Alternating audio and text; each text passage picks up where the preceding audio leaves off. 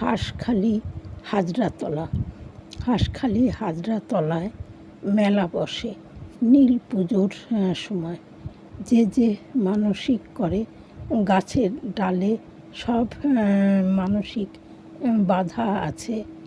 বহু পুরনো গাছের শেকড় ওপরে সাপের মতো জড়িয়ে আছে। চারিদিকে সবুজ গাছ, রাস্তার দুই ধারে তার শীতল হাওয়া শরীর শান্ত শীতল হয়ে যায়। একটা মন্দির আছে এখানে, শুধু গোপাল আর গোপাল। যারা মানসিক করে তারা এখানে গোপাল দিয়ে যায়, তাই প্রচুর গোপাল এখানে জমা হয়ে আছে। আর এখানকার পরিবেশ ভীষণ সুন্দর।